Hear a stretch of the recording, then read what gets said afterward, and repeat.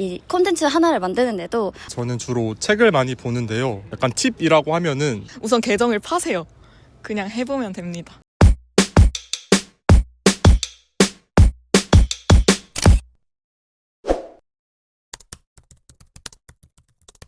트윈터 뭘 그렇게 열심히 해? 인스타그램 매거진 글 쓰고 있었어요. 인스타 매거진이라고? 트윈턴이 직접 하는 거야? 네, 요즘 제 주변에서도 많이 하던데요? 트렌드라면 내가 빠질 수가 없지. 진짜 유행인 건지 한번 알아봐. 네, 알아오겠습니다.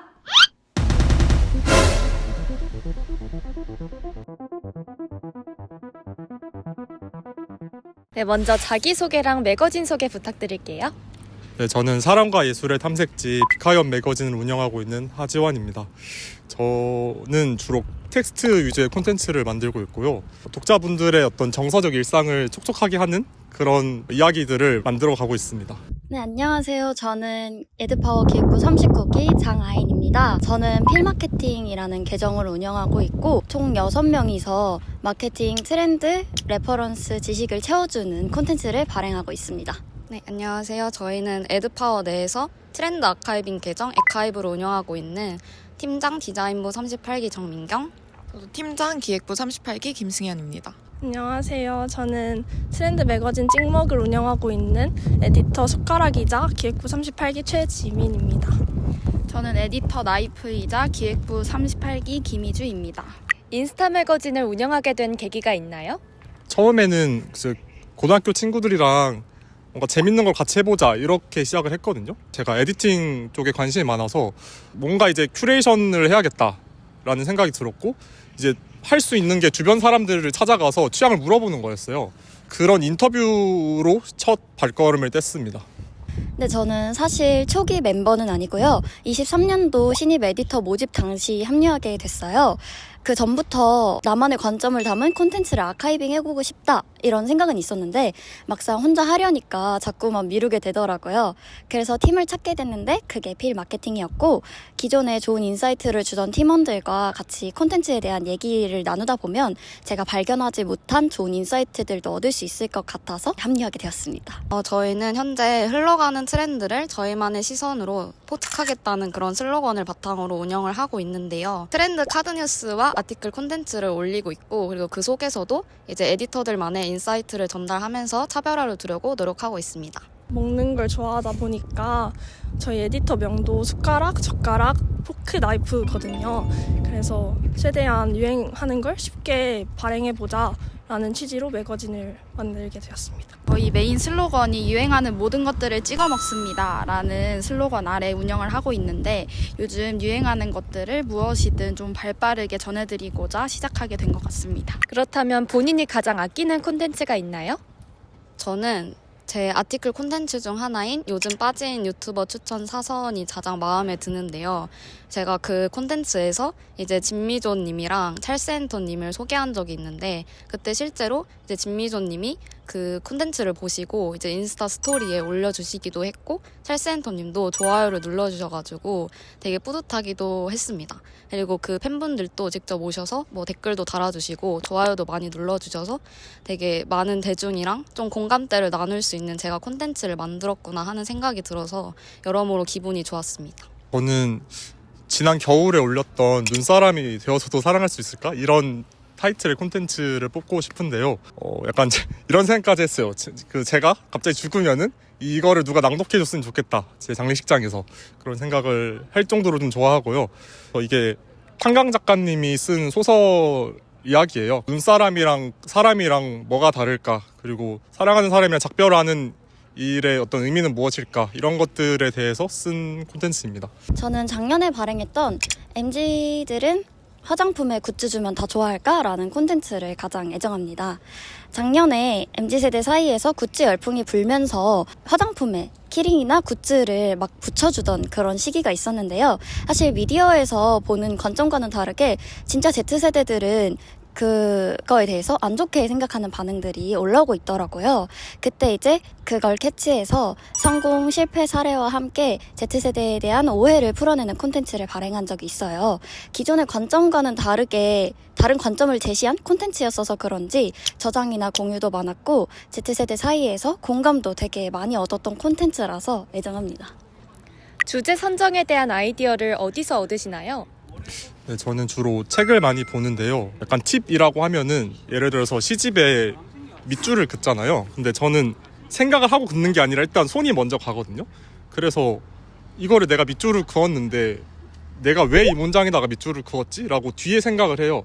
그래서 왜 하필 이 문장이 나한테 딱 걸렸을까? 이게 왜 좋을까? 이거를 고민하면서 콘텐츠가 시작이 되는 것 같아요.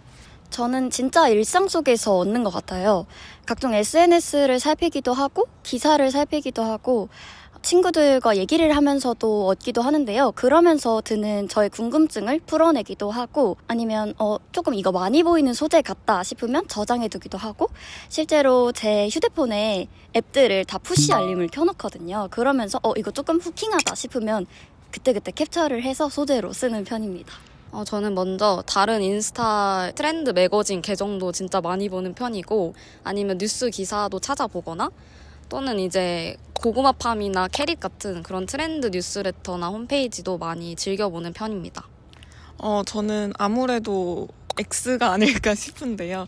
모든 트렌드에 대한 첫 시작은 저는 X라고 생각을 해가지고 X에서 뭔가 물꼬를 틀 수 있을 만한 트렌드 아이디어를 먼저 얻는 편이고 그걸 통해서 이제 인스타 매거진이나 아니면 진짜 인스타에 그냥 그 키워드 자체를 검색해가지고 사람들이 어떻게 얘기를 하고 있는지 좀 알아보는 편인 것 같습니다.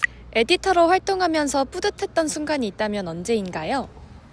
하나만 꼽자면은 어떤 독자분들이 제가 썼던 에세이를 필사했다고 자기 노트에 적었다고 이렇게 알려주실 때가 있었어요.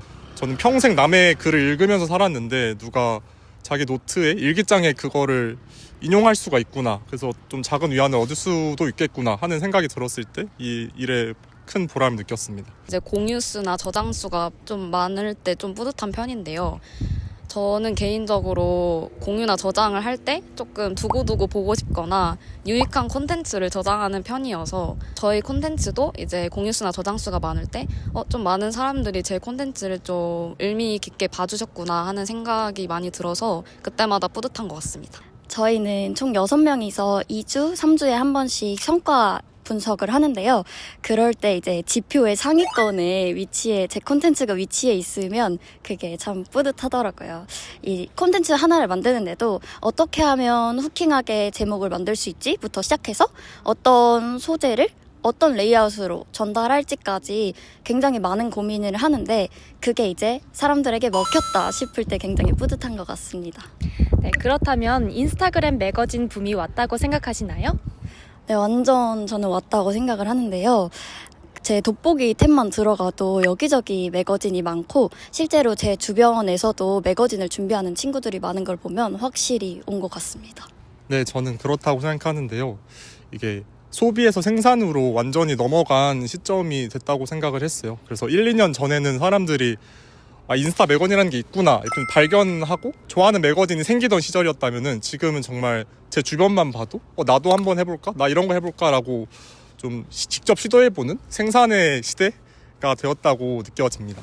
저도 인스타 매거진 붐은 계속해서 진행되어 왔다고 생각하는데요.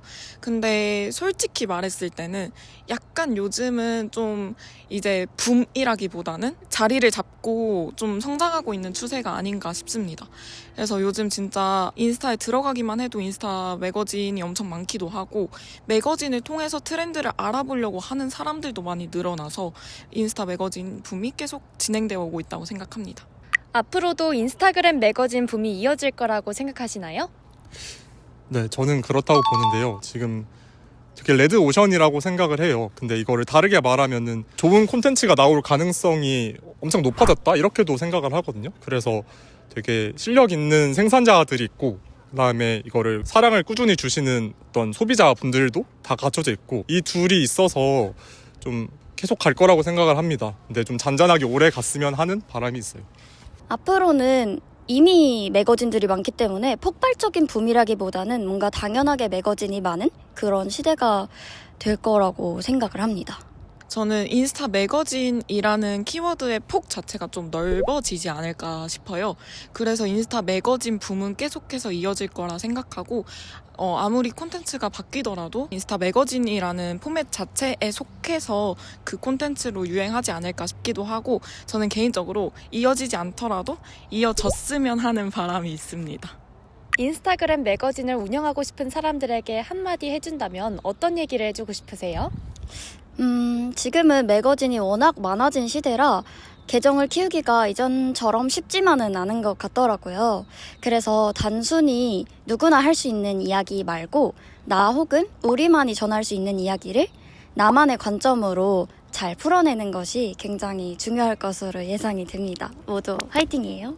저는 결국은 좋은 콘텐츠는 살아남는다 이렇게 생각을 하거든요. 그래서 기준을 세우는 게 중요하다고 생각을 해요. 제가 제3자라고 생각을 하고 냉정하게 이거를 내가 보고 싶을까? 나라면은 다른 좋은 것들이 있는데 이거를 보고 싶을까? 이렇게 물어보고 그리고 웬만하면 나만이 할 수 있는 이야기는 무엇일까? 요 두 개를 고민하면은 되게 방향성을 잡는 데 도움이 될 것 같습니다. 지금 인스타 매거진이 포화 상태에 다다랐다고 생각하는데요. 그래서 사실 기존이랑 비슷한 이제 주제나 형식의 콘텐츠를 발행하게 되면 조금 경쟁력이 없을 것이라고 생각을 합니다. 그래서 자신이 운영하려고 하는 인스타 매거진만의 그런 특성이나 차별점을 잘 살린다면 많은 대중이 알아봐주고 좀 찾아와주지 않을까 생각합니다. 아무래도 지속적인 게 힘들다 보니까 이 행위 자체를 조금 즐기는 사람에게 적합하다라는 생각이 들어요. 저는 이거를 뭔가 이일이라는 생각보다는 좀 재밌어서 하는 경향이 크기 때문에 좀 트렌드를 사랑하고 이를 알리고 싶어하는 사람들에게 적합한 트렌드인 것 같습니다. 제가 봤을 때 앞에 분들이 다 그냥 이렇게 진짜 조언 같은 말을 했을 것 같아서 저는 안 하는 것보단 하는 게 나으니 그냥 하세요. 그냥 하고 싶으면 우선 계정을 파세요. 그냥 해보면 됩니다. 대리님 트렌드 보고 드립니다. 첫째, 에디터의 진솔한 시선과 감각적인 편집이 특징인 인스타그램 매거진. 94명 중 85명이 인스타그램 매거진 붐이 왔다고 답했습니다. 둘째, 독자와 에디터의 경계가 점차 허물어지는 시대.